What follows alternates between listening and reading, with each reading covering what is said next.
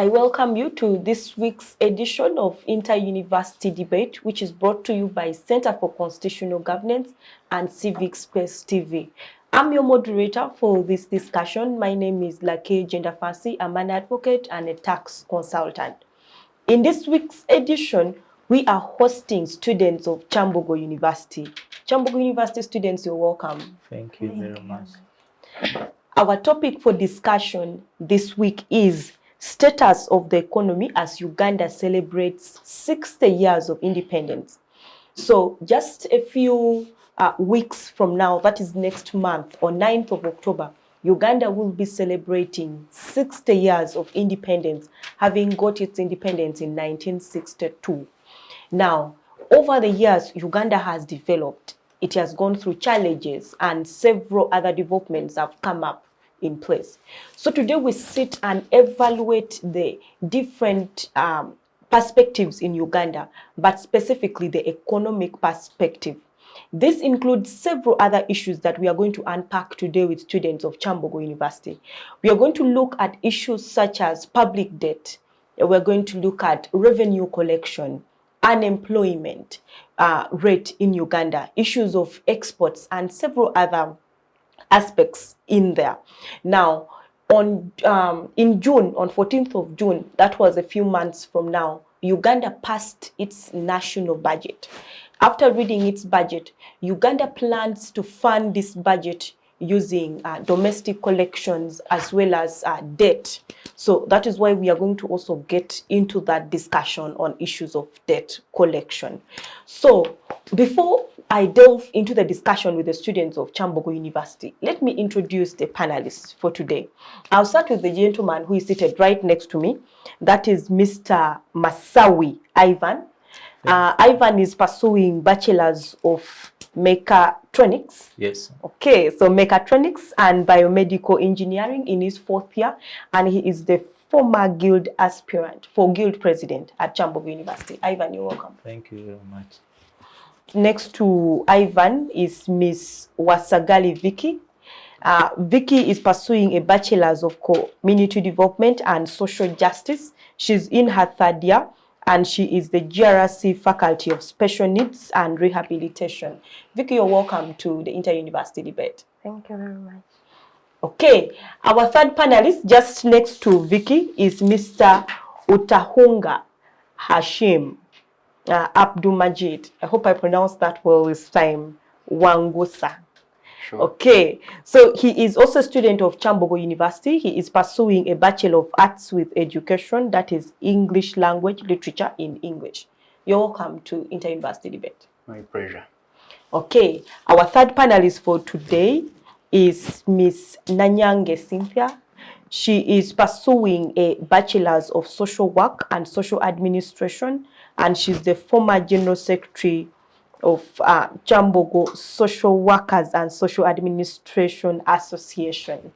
So Cynthia, you're welcome to the Inter-University Debate. Thank you very much. Okay, so as I earlier mentioned, we are looking at status of the economy as Uganda celebrates 60 years of independence. Before we delve into the deeper discussion of this topic, let me start with you, Ivan. So Ivan, since we are looking at economic perspective of Uganda from independence, my first question to you is, what is the overview of Uganda economically from independence to now? Okay, thank you very much. My name is Masawi Ivan, a student of Mechatronics and Biomedical Engineering at Faculty of Engineering, Kyambogo University. We want to thank Center for Constitutional Governance for always giving us such an opportunity as students, platforms in the different public and private universities in Uganda to always also have such platforms which can always build upon our reasoning and our participation when it comes to governance and developing policy in terms of contribution. Back to the question, Uganda has had a movement of the last 60 years from a foreign money's policy to a Uganda policy to an economy that is really run by Ugandans, as we may believe as per now. When we look at the economy that Dr. Milton Obote Den and Sir Edward Mutesa received from the Andrew Cohens back in 1962, which was basically an economy that relied on cash crops like coffee, cotton, tobacco, etc. To run a country like Uganda with a very small tax base back then, we can say in the last 60 years, just like any other country in the world, our tax base has widened, our economic progress has widened, our economic literacy has also improved. But you can never discuss the economy of the country and shy away from its leadership, because it is a charter that every leadership will always have a charter of fiscal policy to put an economic policy into place. So basically, if you're looking into Uganda's economic situation for the last 60 years, you cannot move away from the leaders who have had Uganda as presidents or as leaders in the last 60 years.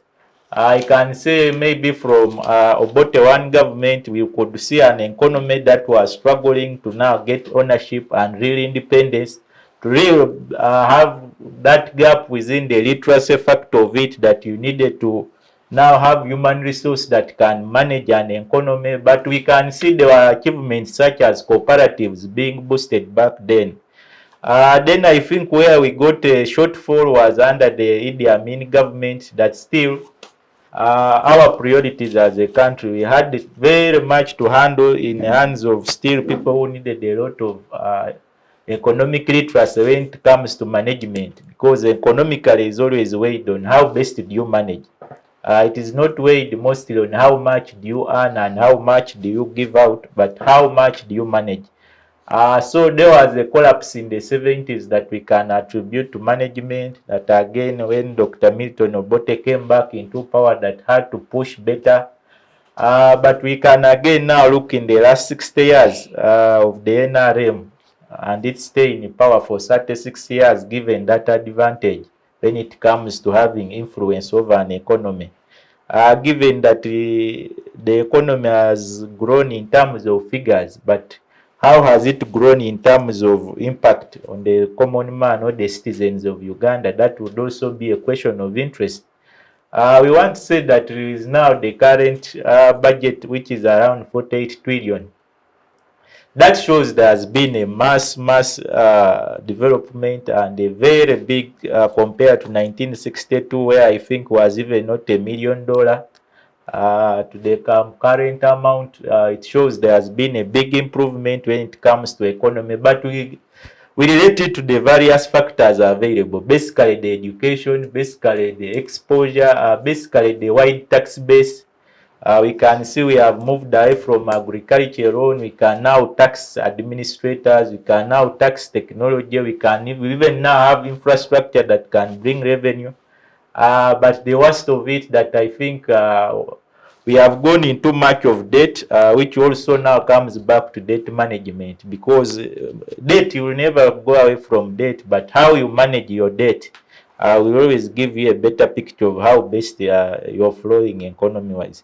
So basically, for given the last 60 years as Uganda celebrates independence, I want to say there have been tremendous achievements when it comes to widening in terms of economy. Just like all other countries, given our East African counterparts, Kenya, Rwanda, Tanzania, all of us, I think, given that independence, we have had achievements come on board due to the education, due to the literacy levels increasing, due to the infrastructure developments in terms of economic infrastructure, that is having institutions like URA, institutions like having ministries now which are monitoring and having a lot of responsibilities in economic monitoring. So we give that as a credit and as a key development that I can stand and say there has been improvement when it comes to growth.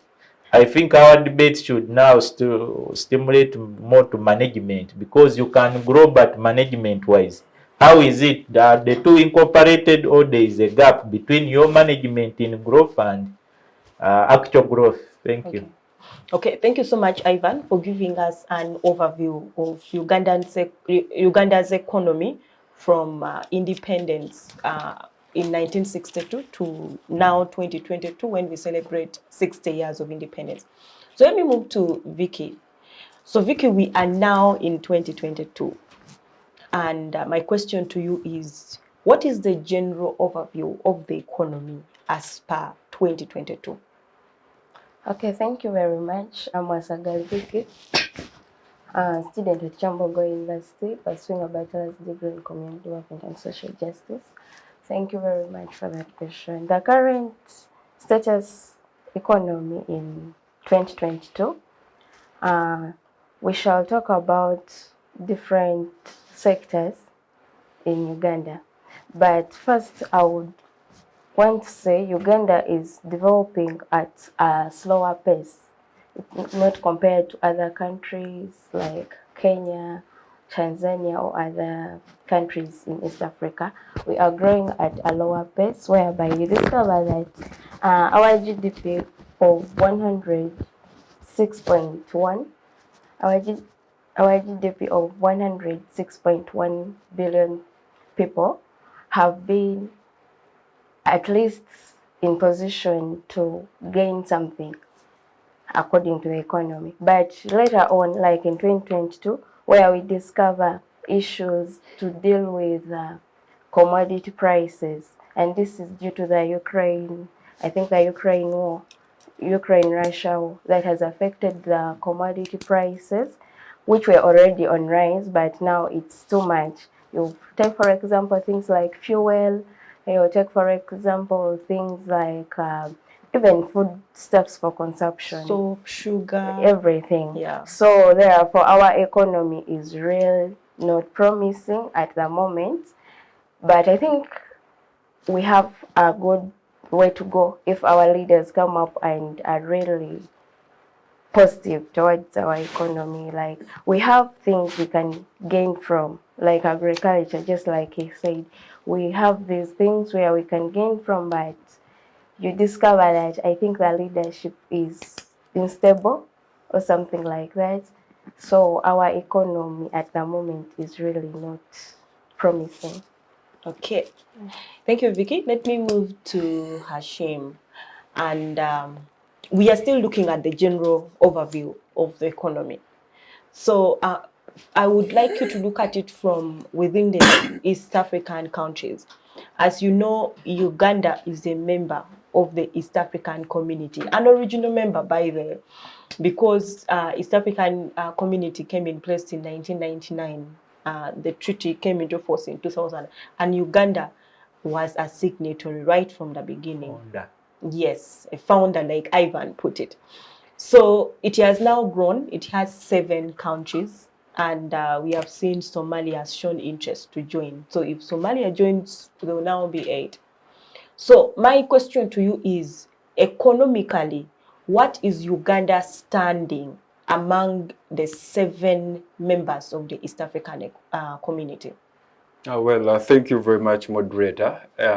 To begin with, I would want to first of all commend the good job that CCG is doing, especially giving us platforms like this one. But then, if you're talking about the economy, like Ivan put it, you cannot shy away from the leadership of the country, of that very country that is managing that economy.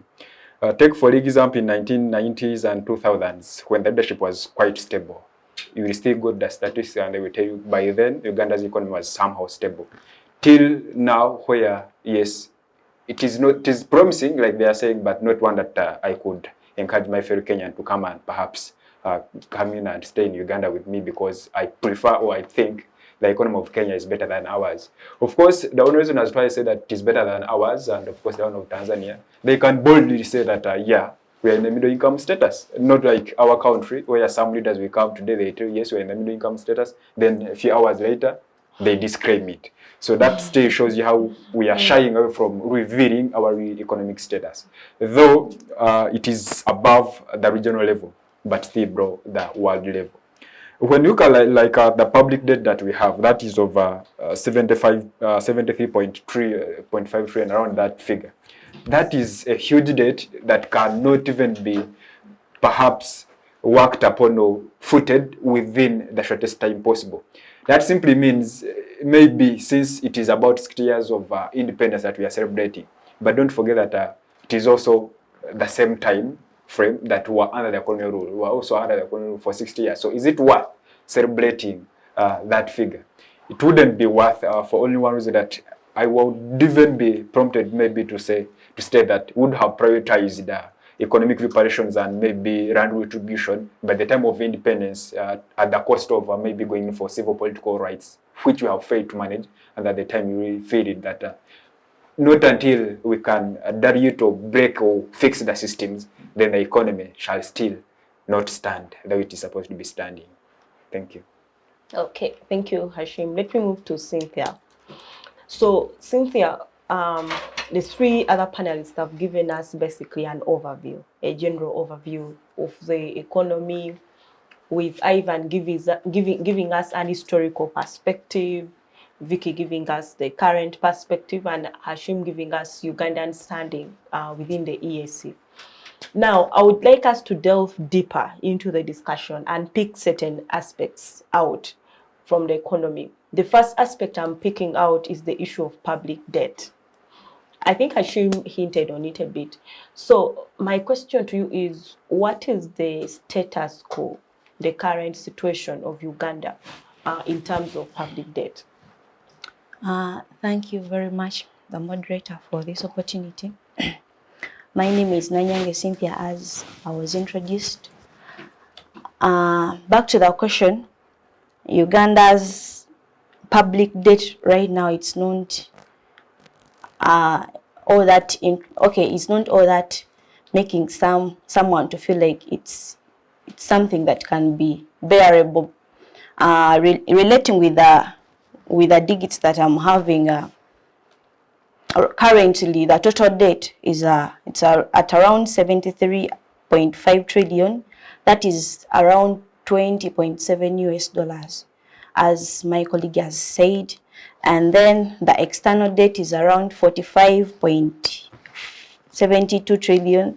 That's ranging at around 12.9 US dollars. And then the domestic debt, it's at around 27.77 trillion, ranging at around 7.84 US dollars.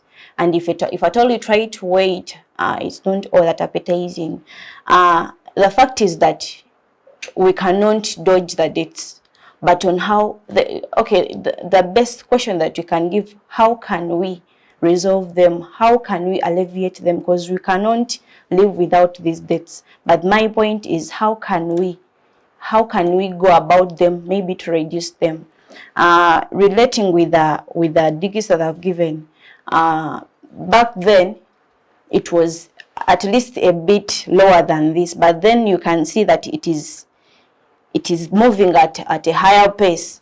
Today, our deficits are mainly caused by three domains, and that is the demography, that is the health care costs, and maybe the inadequate revenue that is collected by the government. If at all we try to range, basically Uganda's population is made up by youth, and most of them are not working. We try to see like maybe 70% of the Uganda's population, they are not working and they are depending on the 30. So you try to weigh where the burden of the public debt comes in. The government has to give in much to help these citizens. To the other side, the health costs, we try to see this population wants a better health, and where can the government get all this to cater for their health? The other side, we are seeing the inadequate revenue. We are seeing the lower tax base, basing on this 30% that is left for the working state. So, to my own perception, as my colleagues have said, the public debt of Uganda is a bit high and can't get us to the level that we want our economy to be. Thank you very much. Okay, thank you so much, Cynthia. Let me move back to Ivan. Yes. So, Ivan, we are talking about Uganda's public debt, which Cynthia put it, it stands at 73.5 trillion Ugandan shillings. according to the budget that has just been read.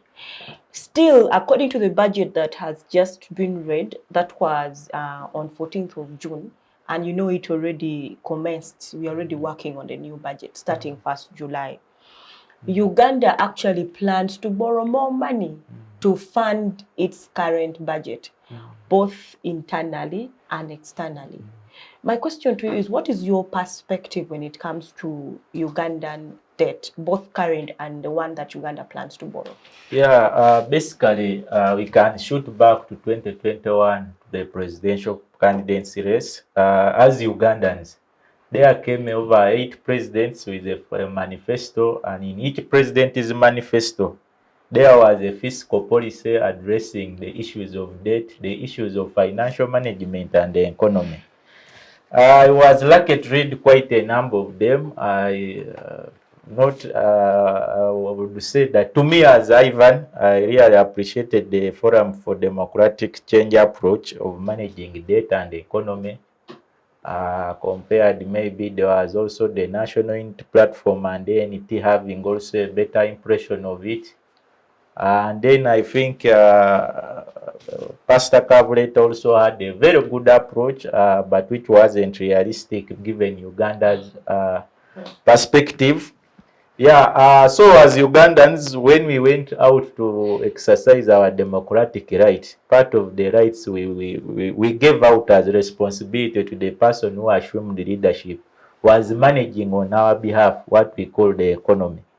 Just like it is stated in the Constitution from, I think, Articles 155 to 165, you will only read articles that are relating to the economy. Public debt itself is, I think, Article 160 of the Constitution, how it will be managed. You come below, they put a Public Financial Management Act. It was recently amended in 2015. All these were put into place to have issues of public debt and issues of borrowing in a country be regulated in terms of policy. But just like as I said, that to every Ugandan, today we shall all pay, I think, 1.8 million shillings per Ugandan if we are to clear our public debt. This is a responsibility that shows that when you took that right of yours to extend leadership, you are giving someone to manage debt better.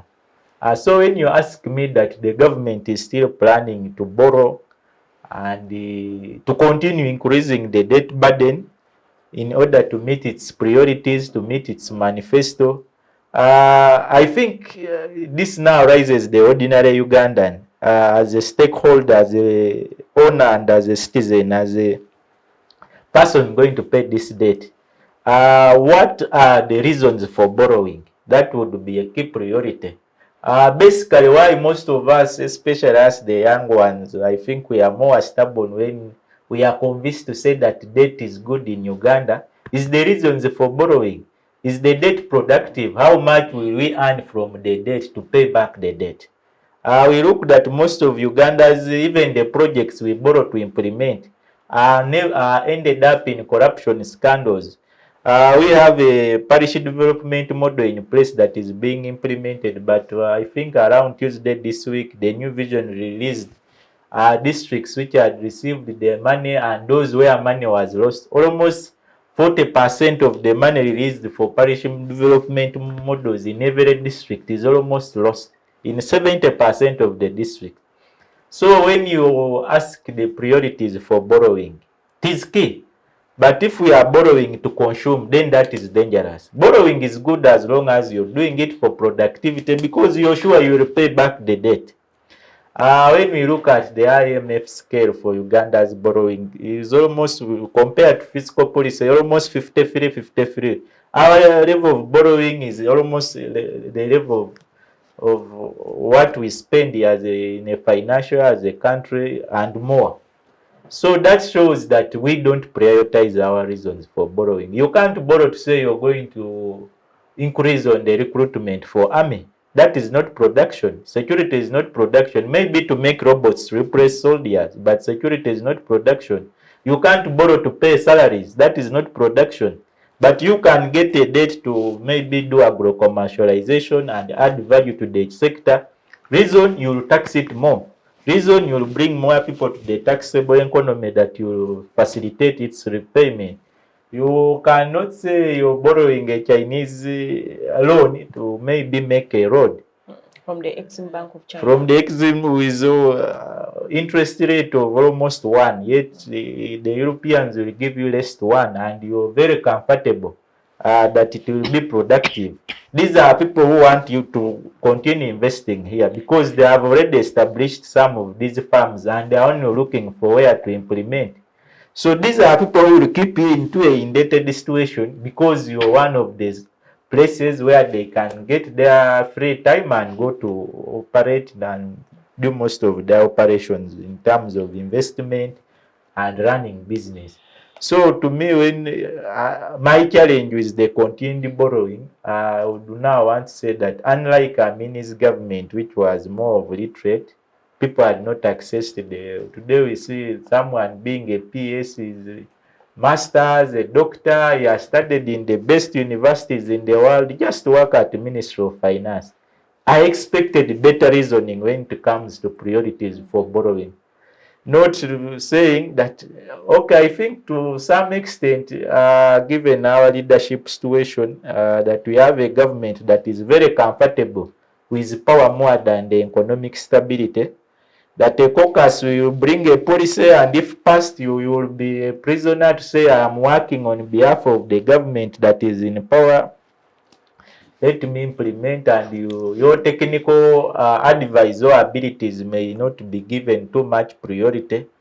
But as Ugandans, given that even us, our literacy levels have been pushed up a little, some of us, we have just born 24 years back. We expect that people who have been here more can have a more better approach in terms of having this better. Thank you. Okay, thank you, Ivan. Let me now move to Vicky. So, Vicky, we are still talking about public debts, and Ivan gave us his own perspective. My question to you is, what are the effects of public borrowing or public debts on the economy, like an economy like that of Uganda? Okay, thank you very much, Madam Moderator. When we talk about debts, the effects of debts actually for Uganda in our situation, it is really affecting the down class, the people who are less advantaged.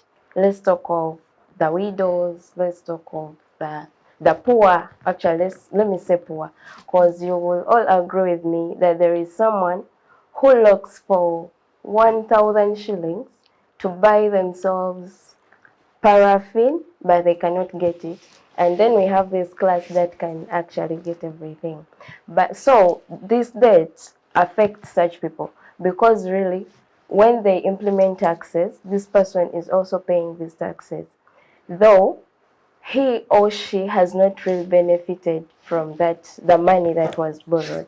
So to my perspective, I think let the planning be at least effective, the planning of the country. If we have a debt, let's at least have those sources that we know we are clearly going to get back this money to pay the debt from. Not just saying because we have a debt, so the commodities prices have to rise high and it is affecting everyone. It's affecting the education of Ugandans. Look at university students. I will put that an example. Look at a university student whose parents have hope in that only child, and then you are telling us the tuition is too high because you need to get those taxes. Because remember, we don't pay this money to the university directly. I think it goes to the revenue. It goes to URA. Yeah, it goes to URA. So meaning you're affecting the education. At the end of the day, this parent will give up on maybe educating their child, will give up, and because the money is not there, they're highly taxed. Then it is also going to affect our businesses. Take for example, during maybe the time of COVID that we had currently in the country, and businesses were maybe put on lockdown, they were shut and all that. So right now you're telling us we have a debt that we need to pay for. These people were affected earlier on. Where are they going to get this money? Because they have not already brought back what they lost. And then you are taxing them high rates. Remember, they have to pay maybe for rent, and there is tax on that. They have to pay for the goods they are bringing in, and there is tax on that. So at the end of the day, it's affecting everyone, and we shall not move to that middle class country as we think, but we shall end up lagging there where we are. Thank you very much. Okay, thank you so much, Vicky. So, Hashim, I'll let you conclude on the issue of public debt. And my question to you is, how best can Uganda manage its public debt? Because when we look at the current budget, it actually has issues of debt management. Uganda strives to manage its debt. So how best can Uganda do that? All right, thank you very much once again. Maybe before I come in with the solutions on how best to the remedies, if we still look at the figures of the public debt being at 73.5 trillion, of which that is more than the budget that we are running on. If the budget approved is around 47.5 trillion, and then the public debt. So that simply means that even right now, the figures that we have that we are running on cannot maybe perhaps satiate the public debt that we have. When you look at the latest population statistics, those are the ones of 2014, they will tell you around 33% of Ugandans are below the income per capita. So none of them can at least earn a US dollar on a daily basis. So somebody who cannot earn a US dollar, $1 on a daily basis, is somebody who is expected to pay 1.8 million to at least perhaps deal away or ring-fence ourselves from this public debt, which is, I think, economically impossible right now. But then they talked about the issue of maybe this issue that we have, the URAs. Those ones perhaps arose my ancestors once more. How do you be in a country that still taxes the education? Now we are looking at the educational costs, both private and public educational costs. Though we know, yes, there's market fair when it comes to that education, because perhaps education is a quasi good, where your maybe benefit won't stop me also from having my benefit in it, though the spillover effects will at the end of the day outweigh perhaps the product that we are getting at the end of the day. But if you're in a country where they're going to tax your education, that simply beats everyone's understanding. Right now, whoever, maybe for the case of private universities, I may not be certain, but for all public universities, I'm very much sure that they pay 3 RA, and everything that goes there is taxed. Yeah, yes, it's a non-tax revenue, sort of. Yeah, and now we are saying that the budget, of course, was approved, but we have had very many people say that there are very many budget cutoffs, and they are failing even to raise the amount. So recently we saw very many university students being chased out of Kyambogo, chased out of examinations, and some even being arrested because they have not computed to zero balance. But that is a public university which has 60% of its fundings from the government. So that simply means that even if students have not completed to zero balance, still the university can run. But then that is the country we are in. So when we come back maybe to the remedies that would go in, I would want to appreciate maybe the issue of microfinance support center and the free interest financing. Because now we are again coming back to see how best the debt that we have, we are going to perhaps foot it. Yeah, those are some institutions that are coming in to give at least free interest loans. But remember, when you're giving in something that is free interest, especially to Ugandans ourselves who have failed to be generous or genuine to ourselves from the word go, then you're also still putting a lot of strings attached, and those strings attached are also going to come along with maybe a lot of mistrust. And at the end of that day, in the short run, I don't think you can achieve it. But then, the only solution I would perhaps propose is to get back the management. How best can we fix this system of the public debt? So if we still have the finance minister who will confess that I signed on this loan without my consent, but I just signed. It was in the new vision of around August, it was there. And he's saying he signed a loan of about 13 billion without consenting to it, but he still believes so. If you have maybe the Entebbe Express Highway, the latest report of 2022 said that perhaps in the revenue it only contributes 13 billion annually. But then where does it go? So irrespective of the productive costs that we have, how do we spend them? And at the end of the day, how can we solve the public debt? Not until we fix the systems, we get back people that are going to be genuine to themselves, you prioritize the reasons as to why you're going in for maybe more public borrowing. If still even we have also the domestic debt, that simply means that even ourselves, we cannot trust ourselves. You give me the money, perhaps I come and use it for personal grandchildren, but at the end of the day, I'm not in the best position to repay it. So if the domestic debt is also half the budget that we are running on, you say that we are in danger. But hopefully, if we fix the systems, that simply means if you are fixing the systems, there must be stringent measures put forth before going for public borrowing. What are you prioritizing, like my brother Ivan said? If you're prioritizing maybe some interest that will be based on personal reasoning and maybe emotions, then we don't think that you're doing it in the general interest of the country. Yeah, Okay. I see he has something to add on. Yeah, I see Ivan. Yeah, Ivan, you can add on. Basically, when you come to remedies, the biggest remedy that Uganda would be enforcing is looking into its SWOT analysis. Where is our strength? How best have we invested in maybe the agriculture? How best have we invested into the tourism? We just see a young country here like Rwanda is marketing its tourism as far as in England with Premier League teams. But how best have we invested more? Even when it came to our education in East Africa, we used to export scholars. How best have we invested in our priorities? Basically, agriculture. We can believe that if you invest more, you employ more. Especially now, let's go into, for example, we have 78% of our population being the young generation.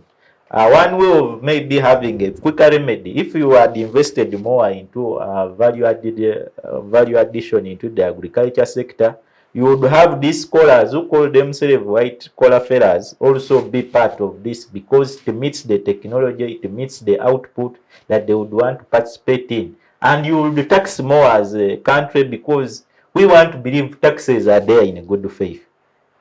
But the priorities of people's taxes are the ones that are used in bad faith. But we want to believe that if you give the priorities of a country, for example, commercializing agriculture, you will employ more of this 78%, reduce on the burden on the 22 or on the 30% who are currently paying. And when you reduce on the burden, you have a wider tax base to work on. You also invest more in ICT, because today it is completely open that if you want to develop, you need to enhance, you need to adopt to information, communication, and technology. And always, how best are you preparing? Okay, our biggest challenge is even not blaming the current management, but what is its plan with line with the developing trends in worldwide scope? What is Uganda looking to embrace when it comes to ICT? That embracing will help increase its tax base to match the debt. That embracing will improve the agriculture to increase on the export ratio, to increase on the employmentability in the sector, so that you release on the pressures of having one man pay 1.8 and having one person tax the house, car, fuel. That separation, a regressive tax approach to a one that may be proportional in nature. So that is where we call government to take priority. That look for our strengths, look into the growing trends. You can even benchmark. It is as easy as benchmarking, but in good faith, not benchmarking to stay in power, but benchmark to also have an economy that reflects good governance, not governance maybe of security, but also governance of economics as well. Thank you. Okay, thank you. So that concludes the discussion on public debt. So let us get into something else, and that is on issues of revenue generation. As we know, government has several sources to fund its budget. Debt is just one of them. We still have revenue generation in terms of taxes. We still have non-tax revenue. We still have printing of money and several other things in there. So let us pick the issue of revenue generation, and I'll start with you, Cynthia. Where does Uganda stand at the moment in terms of revenue generation? Thank you very much for that question. And to my own perception, Uganda's revenue basis. Okay, Uganda's revenue generation is something like or how can I say this? Uganda's revenue generation is not appetizing, because let's try to relate with the businessmen that are out there. They are taxed to the extent that someone is having 3 tax charges.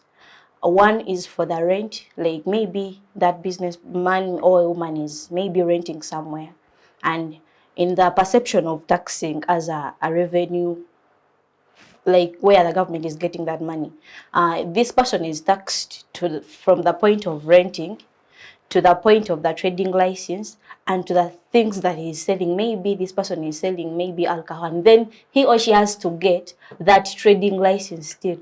We can see the burden that the government is imposing on these people. And then to the other side, Uganda is okay. The government is not maybe lenient to the people. Like in my own perception, Uganda is not making it fine for these people to generate maybe their welfare in terms of maybe supporting them. Let's try to think of the programs that they are bringing out. Maybe that would help these people generate the money, and then in turn they are taxed. We are seeing the programs like NADS, like the youth empowerment, like this one of recent of the parish development model. These things that would they would support, I would appreciate them. They would support the citizens to raise maybe the money that would help the government to maybe instill maybe the services that these citizens need. But to the other side, they are not effective. So from that point, I am request to stop there. Thank you. Okay, Hashim, you want to add something? Yeah. Yeah, well, when you look at the financial of 2019-2020, the target or the net revenue corrections, the target was over 3,592.49 billion. That was quite below the target, because the target, although they performed at 82.34%, but then the target was of 20,344.13 billion. So if they were in position to at least collect 16,751.64 billion, that means, yeah, we were somehow good. But then you cannot talk about the revenue and then you forget about something like GDP and GNP, the gross domestic product. If it is still at 2.1%, that is around 106.1 billion. And then you also look at how much maybe the gross national product, both nationals living within and outside, contribute. But then you still, yes, with respect to having these ones in place, you look at the measures or the metrics. What do we use to at least have these ones? Yes, we are good, we have everything, we can at least know that there is some gross national product that is coming in, there is some gross domestic product that we have. But at the end of the day, is it worth perhaps the economic debt that we are talking about, or is it worth giving us an economy state that we can all be happy about? So simply, I just wanted to give us that at least we are still performing better than our expectations. Thank you, Hashim, for that. Let me move to Ivan now. So Ivan, we are talking about revenue generation. So I would like to first leave aside the non-tax revenue, because Uganda generates revenue via different things. There's the tax revenue and then non-tax revenue. Now, looking at the tax revenue, and as we know, URA is the body that collects our taxes. Uganda plans also to fund its budget from tax revenue. So my question to you is, what is your perspective when it comes to Ugandan tax base and its capacity to fund its budget from tax revenue? Yeah, I first want to commend Ugandans that in the last 60 years from independence, Ugandans have showed a lot of courage and a lot of good heart and patriotism, that they have always paid the taxes, and our tax base has always increased. There are governments that have also contributed to the stability, maybe in providing maybe the security and what. But basically, when we now come to looking at our tax, basically we would simulate more to Ministry of Finance and Uganda Revenue Authority. For the last years, the Uganda Revenue Authority has been in two places as an institution. We want to commend that the people who had the idea of putting URA in place had a very good motive for Uganda, because we can say that its performance, given the rising competition in terms of technology, other barriers also in place that can hinder tax collection, it has tried and performed. But when you ask me our approach as a country towards how can we maybe perform better, basically I see very financial the new policies that come into place that are implementing more taxation. Recently in this last budget, I think we saw a lot of new taxations on board, and we believe that this is done by the people. Still, we give our mandate as citizens to help manage and plan for us as a country to bring in more taxes. But it is basic economics that you cannot say you're increasing your income when you again your expenditure is still more than your income. So it creates no justification how you improving when you have not yet maybe looked at how much will you have at hand as a country. Even if the tax body always comes up with targets which should be supported by the policy framework, the legal framework of the country in terms of revenue collection, which they do to their best perception, we want to believe that the general policy of how taxation can end up better lies with the state. How best are you helping to increase the tax base as a Ugandan who receive the power on behalf of Ugandan? Fine, you've brought the parish development model to give more people into a money economy that people at a parish can access funding. But whose money is it? That is the first question. It is these people, are they receiving on their very money, or it is a trick that you're giving, extending as government so that in the end it is justifiable to everyone that he has to pay because you also touched from your parish government money. So the key questions that I would give as advice to the tax base, first is to embrace technology, but secondly to government is to push more of the youth into employment, have programs targeting a population that can increase on your taxation, have priorities as a country that look at having more of income than having more of expenses.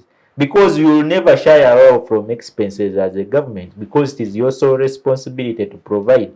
But also it has been the sole government and the citizens paying the taxes.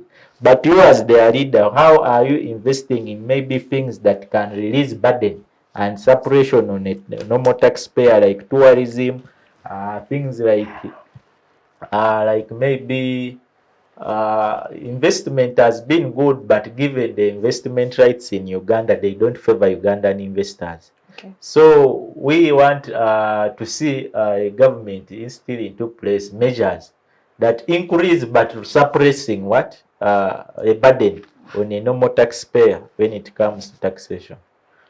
Okay, thank you, Ivan, for that. So at this stage, we are going to take a short break and we'll still come back with that discussion on Uganda's economy, looking at Uganda at 60 years of independence.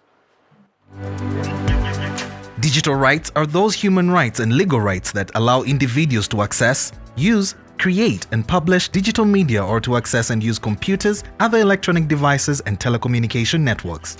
Digital rights include a right to freedom of expression, information and communication through technology, a right to privacy and data protection, a right to credit for personal works, a right to universal and equal digital access, a right to identity, a right to anonymity, a right to be forgotten, and a right for protection of minors, among others.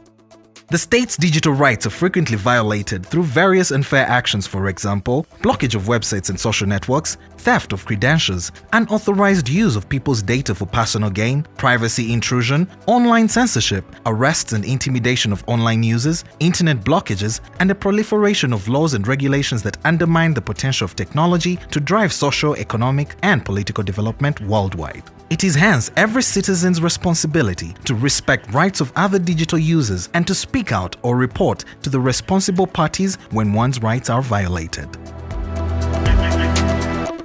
Welcome back from that break. We are still with students of Kyambogo University during this inter-university debate, and we are talking about the status of Uganda's economy as Uganda celebrates 60 years of independence. So I'll move now to Vicky. So Vicky, we are talking about revenue generation. That was where we ended before the break. So let's pick still aspect of tax revenue in Uganda. The government, as I stated earlier, the government plans to fund its budget as well from tax revenue.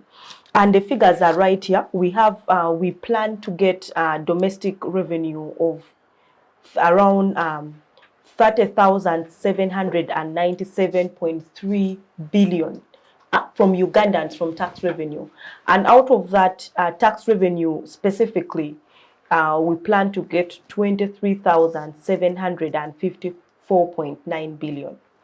This is a lot of money that URA has got to collect. And the government has put in place several measures to get that. The government has hired to strengthen the tax administration. We have over 400 staff that we have seen URA recruiting, and some of them we have seen have gone to Chankwanzi for training. And several other things. The tax laws have been amended. My question to you is, are these measures enough for the government to improve on its revenue collection via taxes? Okay, thank you very much, Madam Moderator. You talked of tax generation. The government has put in place so many measures so as to, okay, we have laws that have been put in place, we have policies that have been amended and have been put in place. But the truth is, I don't think they're implemented. There is them being put in place, but implementation, okay, they can be implemented, but the implementation is poor. So you've talked of recruitment in Chakwans and all that. Here we are talking about getting all this money, but first and foremost, those people that have gone for that training, where do you think the Uganda revenue or the government is getting the money for these people that are being recruited for the training, for their accommodation, for all that kind of thing? I think it's this same money coming from our taxes. So it's real hard for the government to meet their target of saying that the revenue that we collect is going to sustain maybe our budgets or our debts. And secondly, when we talk about the domestic tax, it's like at 14%, and that is still very little, like in performance. That revenue is still very low for our country development, for the needs of this country. Because the truth is, we have so many needs as a country, and we have the needs, and at the same time, we have the debts. So this revenue alone cannot fulfill all this. It cannot do all this. Though we have said that citizens are loyal, they pay their tax, they are willing, they are so patriotic, they pay. Yes, they do, but still there is that very big gap. We have seen cases where the leaders, like money gets lost, and then the leaders are asked, and we get answers that that even a kid cannot really give them to the public. And we still have such issues. Let me talk about corruption. We still have issues to do with corruption within the government, within the administrators. Even if we have so many administrators everywhere in this tax collection, but if we still have the vice of corruption in it, then tax is not going to really do much to the country development or the needs of the country. Thank you very much. Okay, thank you, Vicky. So Hashim, I'll make you conclude on this issue of revenue generation. So my question to you is, how best can the government improve its revenue generation? All right. Well, when we are looking at how best the government can perhaps improve the revenue generation, of course, you have talked about the non-taxable and, of course, the taxable services and all of the sort. But then we believe maybe if the government, for it to widen the tax base, because we are now, if we're talking about revenue generation, we are looking at the tax base, since it is how best we generate this revenue. We could widen our tax base maybe through, by tapping into areas that are outside that tax net. For example, applying the tax instruments correctly. You know, most of them have not been applied correctly and fairly, improving efficiency, transparency, accountability in tax administrations. Now, you see, in a system where you have perhaps two domains, that is the administrative and the technical domain. But then the administrative, which is more political, at a certain time, they do not want to cooperate with the technical team. The technical team, these are the, maybe like the town clerks, if I was to bring it maybe in a political perspective or in an administrative perspective. If you have a road mayor and a town clerk, a road mayor is more of administrative or political, and then a town clerk is just technical. He's there to perhaps implement whatever is discussed at that level. But at a time where we still have perhaps grievances that they do not work together, or we see the tax administration, they're not being perhaps having a leeway to do whatever they're supposed to be doing. You find today you're answerable to me, yet it is me who's supposed to be answerable to you, but just because maybe I was elected by the people, I'm the political administrator there, then you're falling short of your rights or your mandate or the amount that you're supposed to be executing. And when we talk about transparency and maybe efficiency, right now almost all the statistics that we are giving of 2019, the latest population statistics of 2014, way back, 2 years down the road, you get. So that simply means we are not transparent enough to see how best we could move. Because you're not going to spend 5K today when you're only going to know your earnings after some good time. Okay, so you're also going to say that today I'm earning this, and then you also don't know how much you're going to spend. So if you still lack that transparency, if these reports are there, they're not available to all the citizens. We believe that we are also part of this government that perhaps can be given leeway to improve on the tax administration, to improve on the transparency and the efficiency. And by doing that, we shall sure enough have widened our tax base, and we believe the revenue generation shall have improved, God willing.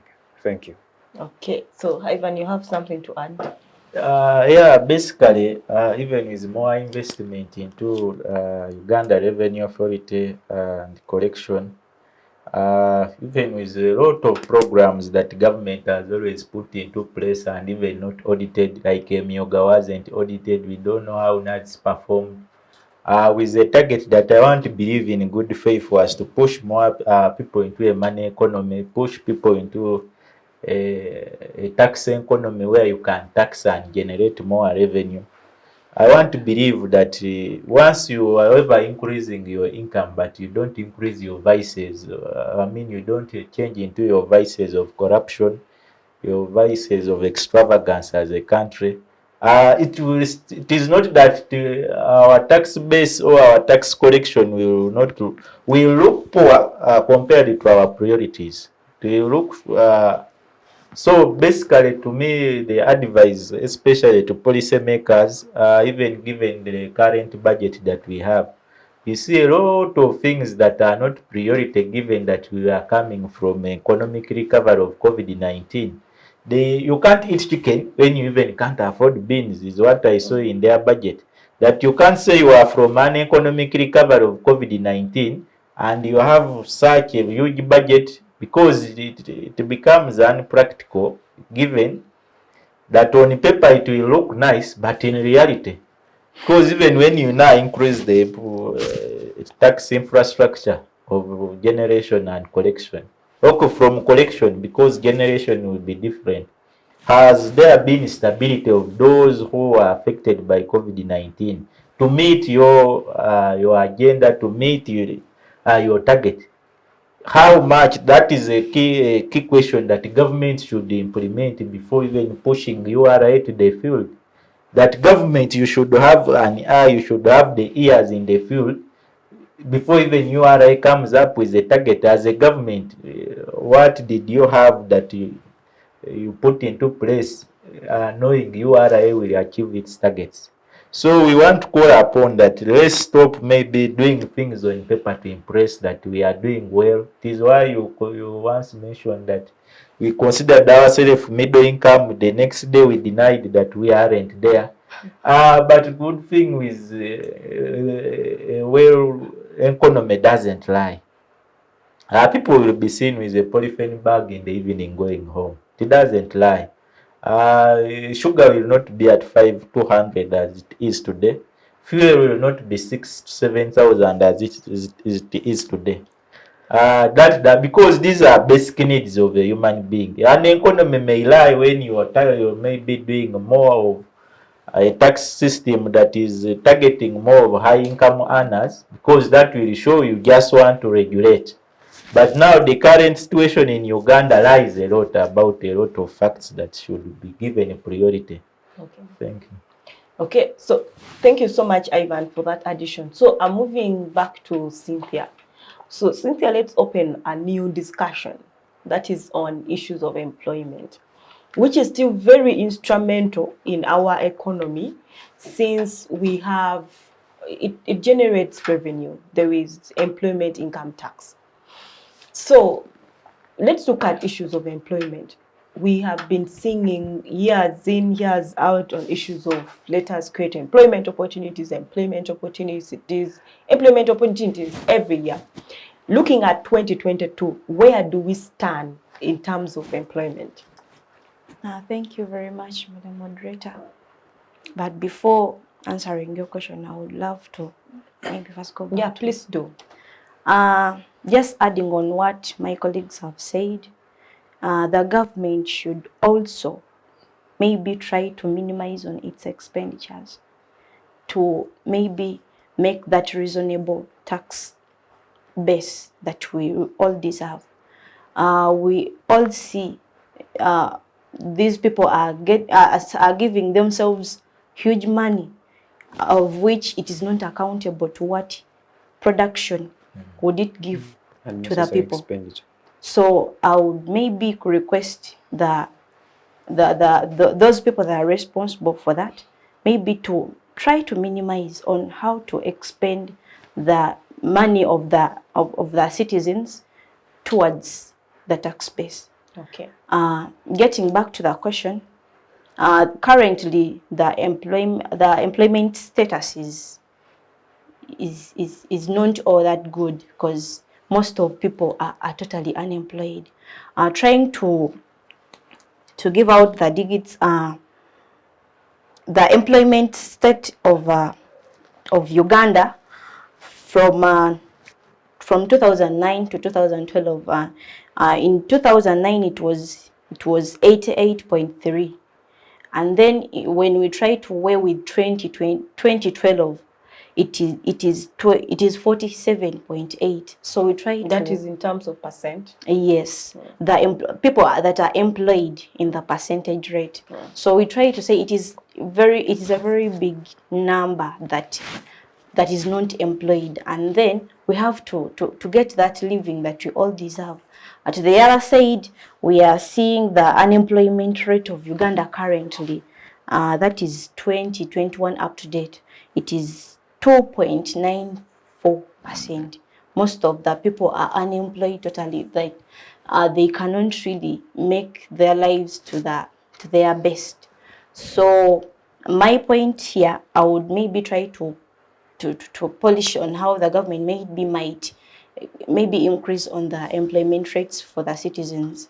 First and foremost, I would first maybe appreciate the work that maybe they have done towards the vocational institutes, and maybe instilling these skills of tailoring, carpentry, welding to the people. But to the other side, we are trying to see the education state of Uganda. It is not all that practical.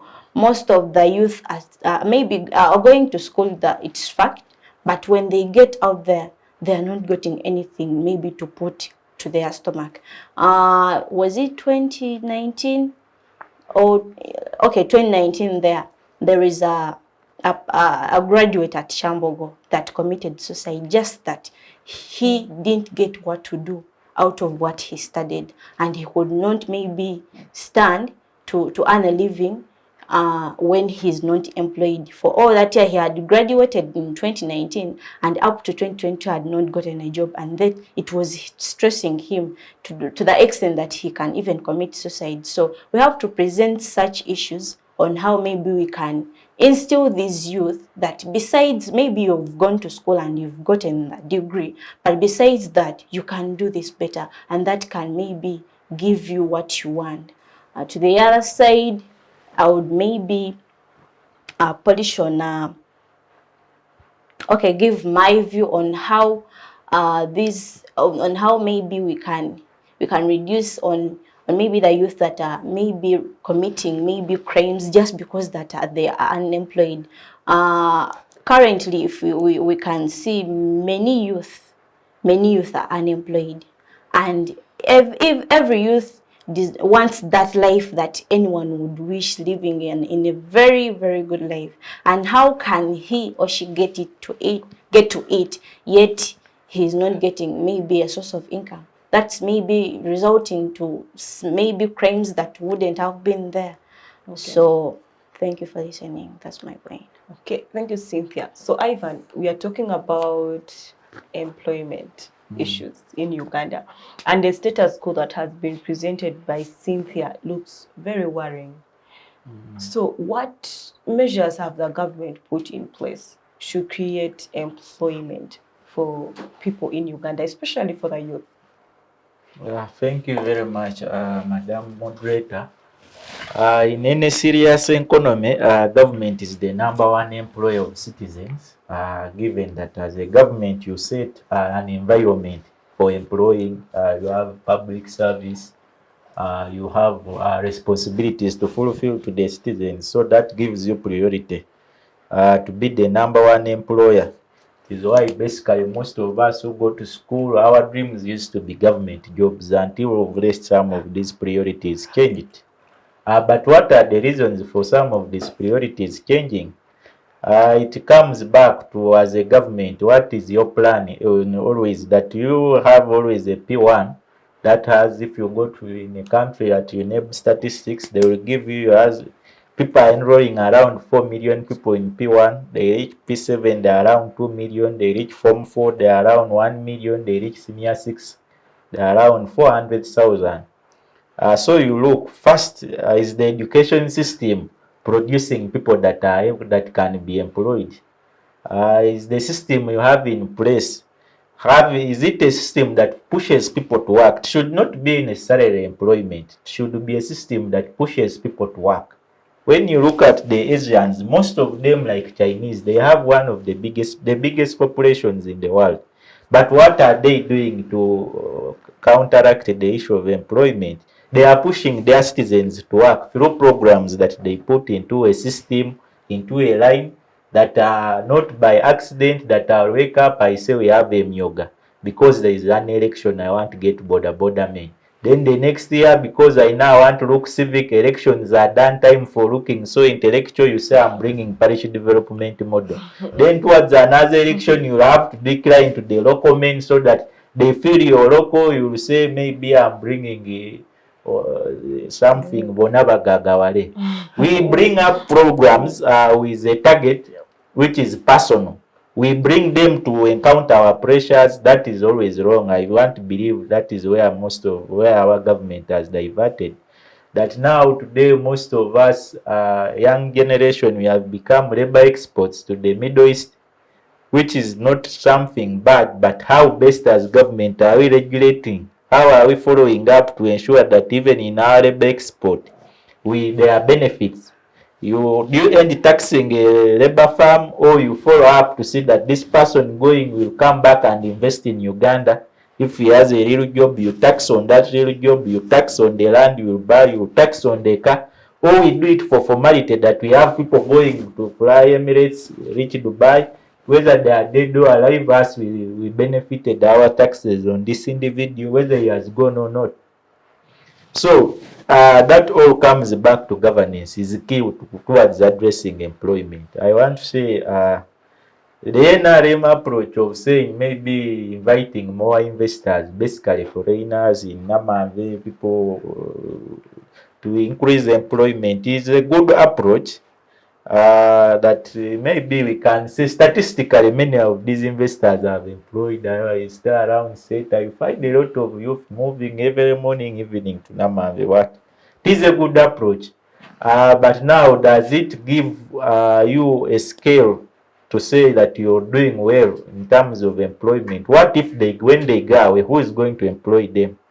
What if when that date when we become politically unstable, who will remain employing these people? Is why as government we needed to go back to the old approach of maybe having state apparatuses like cooperatives, what? This would give actually employment that is here to stay, is permanent, not seasonal employments like we are having a company comes, opens a gin of maybe drinks, the next day it shifts, people go into unemployment. So that is a bit dangerous. But my advice to government is clear and simple, that it had a manifesto for employment and to the youth. If you have 78% of your population below 30 years and you want that economy to be employed, you begin restructuring to fit its demands. What are the demands of the youth? If they are more interested in sports, how best are you investing in sports to have most of these younger people be taxed, be productive in sports? If it is in the smartphones, are you bringing maybe a tax law like Muhammad in Selekan Group to oppress them? Are you bringing OTT to keep them still in suppression? Or you're coming up with a policy that puts these people more productive, that pushes them that how best can they use that technology for employment? So that should be the angle that government should be going into. Because even the education, even if we vocationalize it, still the pace at which the world is running is so demanding that you don't need to plan for a country today and you think you'll implement tomorrow. This, even when you look at Vision 2040, by the time we reach 2025, most of those plans will not be feasible to say, given the rate at which things are moving about. So it goes back to governance is key to creating employment priorities, especially as a country. How best can you employ than depending on foreign employers like labor export investors coming here? Because these people will employ and pay very little so that they can make a lot of profit. Okay. And run away with the money to take it to the outside world. Thank you. Okay, so Vicky, I'll let you conclude on that. How best, your perspective of how best Uganda can create employment for its citizens. Thank you very much, Madam Moderator. I think Uganda can best create employment for the citizens.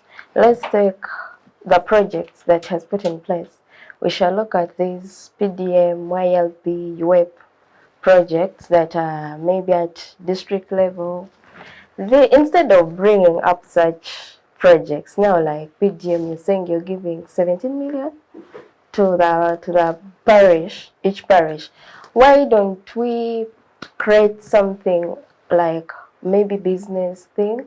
We say this is for the youth, employ them, and as you employ these youth, of course the government is going to benefit because you will get taxes from these very people. Just put for them something that's going to push them. Let's create more vocational sites for the youth instead of, because what I believe PDM is good but also not effective. You're going to bring this money, they will get it, they will listen to all those, they'll come for the meetings and understand whatever you tell them, but they are going to use this money for their own things.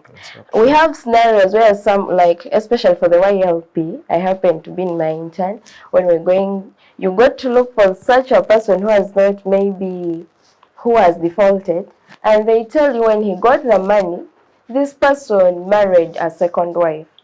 You get that? So it really means it's not effective to the youth. Let's just put up more vocational centers. At least, like, let the youth in this parish go and train in carpentry. They'll get the skill, they'll be employed, and they can be productive to the country. That's when. Then also things to do with our education. Let our education be more of practical than theory. Because I'm going to get class, you teach me all those theories, everything, but at the end of the day, it is going, when I'm looking for a job, they're going to tell me what can you do, what different thing do you have in you. So this is creating more unemployment for the youth. But if I have that skill, then it can help me push for a job anywhere, like either in private sector or in the government sector.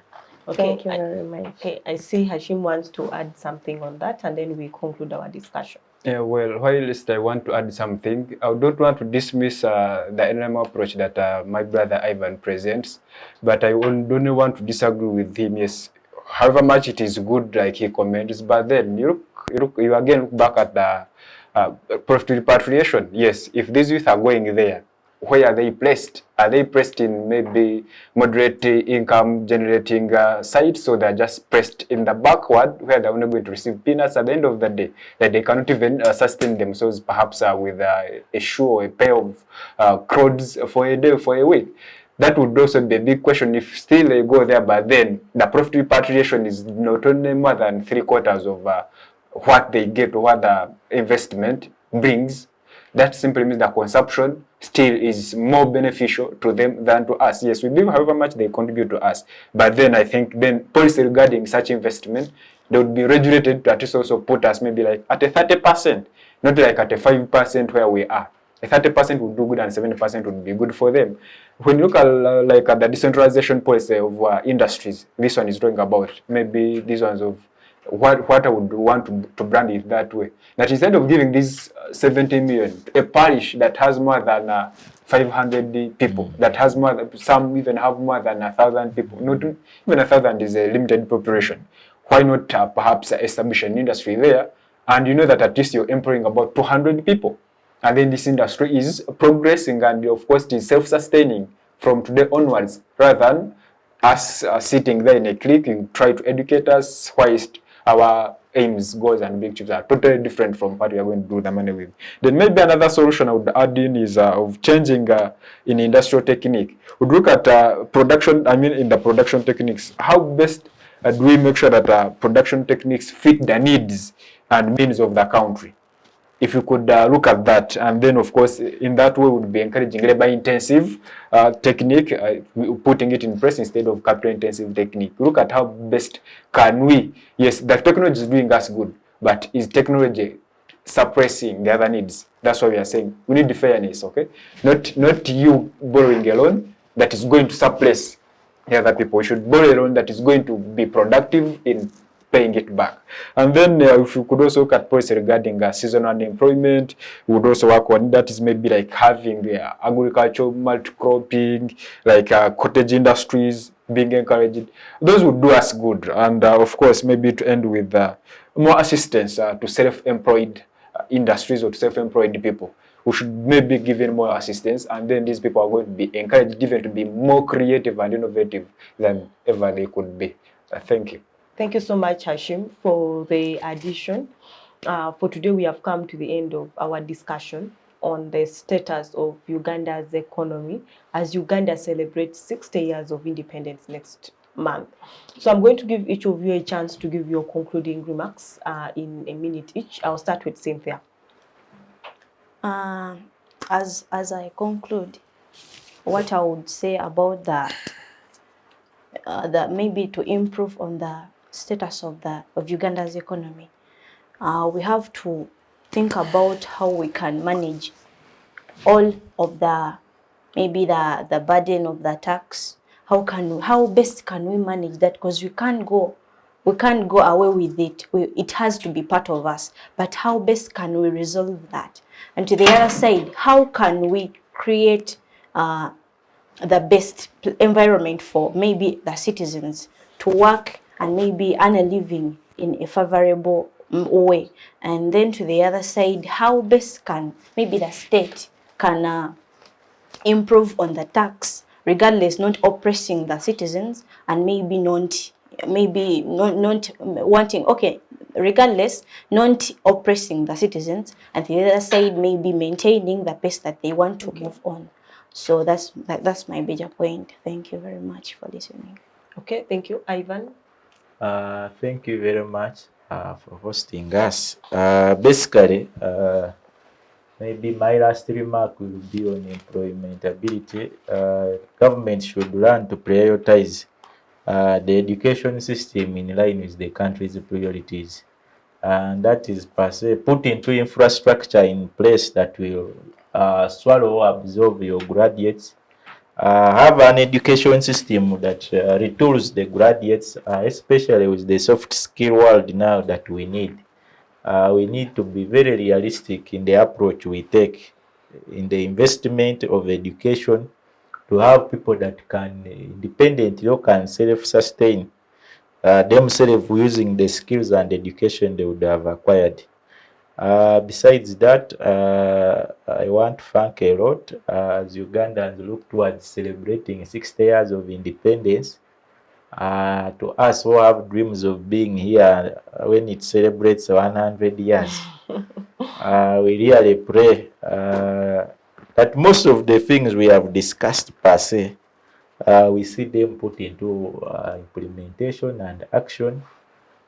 We don't want to have an economy that is more of in the hands of foreigners, because when you have debt, you're still colonial. You're still colonized by the person giving you money. By some time, this debt can become overwhelming, and we need to now go by their policies because they are demanding us. What if they tell you implement this in order for us to forgive you or continue giving you? You will be pushed to a corridor. So we call upon leaders to always have a vision and a plan.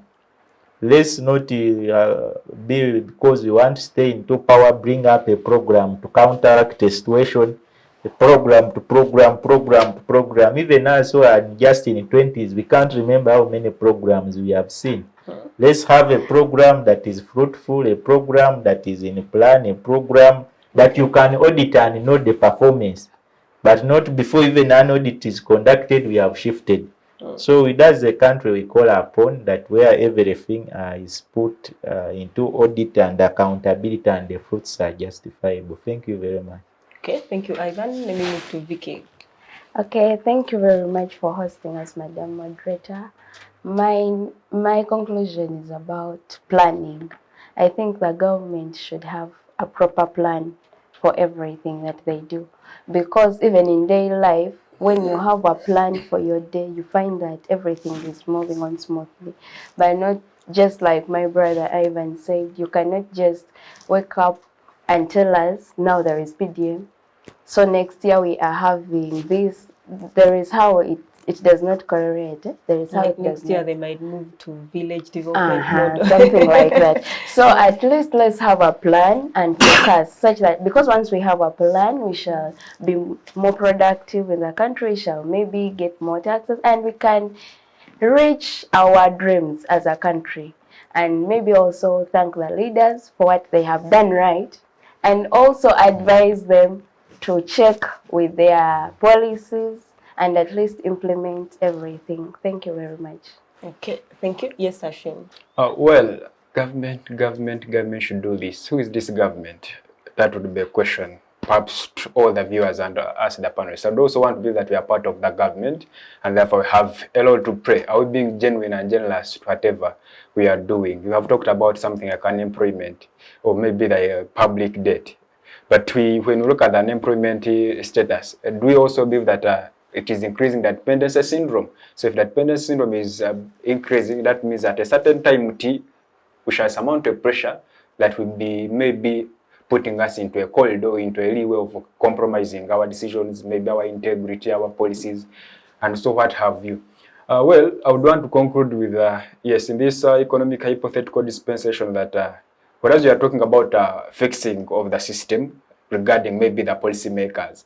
But is it worth having a policymaker who is a senior 6 graduate? I think that would be a debate for another time, not a debate for now, because I'm very much sure that out of our 529 MPs, a few of them can put up a debate regarding the fiscal policy of the country, of their country. So if you still have senior 6 graduates, but then you have, we don't have students, we have students who have graduated, let's say in policy making, research, people who are engaged in research, everything. In the academia, what have we contributed? Perhaps if you know that there is a space like the other side, if you are in position to fix the system. Well, I wouldn't want to go further than that, but I would want to thank you once more and have been proud to share with us. Thank you. Okay, thank you so much. I would like to say thank you to you, the students of Kyambogo University, for turning up for the inter-university debate and for giving this giving justice to this topic of today. Thank you so much. I would like to say thank you to Center for Constitutional Governance and Civic Space TV for organizing the inter-university debate, which is a talk show where university students are able to discuss current situations in the country and topics and matters that affect our country as well as the world at large. We have come to the end of today's debate. I'll see you again next week, same time. Thank you.